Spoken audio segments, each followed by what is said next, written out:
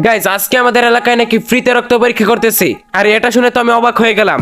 যার কারণে আমি এবং আমার সব বন্ধুরা সেখানে চলে গেলাম ফ্রিতে রক্ত পরীক্ষা করার জন্য। তারপর কি হয়েছিল সেটা বলছি, ভিডিওতে লাইক করে চ্যানেল সাবস্ক্রাইব করে বসে পড়ো। ফ্রিতে রক্ত পরীক্ষা করবে এটা শুনে তো আমার বন্ধুরা পাগল হয়ে দৌড়ে দৌড়ে চলে যাচ্ছে আমাকে ফেলে, আর আমি আর আমার আরেক বন্ধু আস্তে আস্তে হেঁটে যাচ্ছি। আর আমার সেই বন্ধু তার ইউটিউব চ্যানেলের জন্য ব্লগ করতেছে। তো যাওয়ার পথে আমার আরেকটা বন্ধু এই ব্রিজের সামনে কিছু ছবি তুলতেছে তার গার্লফ্রেন্ডকে ছবিগুলো দিবে বলে।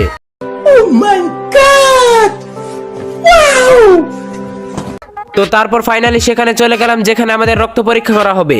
সেখানে গিয়ে তো আমার সব বন্ধুরা ভয় পাচ্ছে, তাই তারা এখানে সবাই অসহায়ের মতো বসে আছে।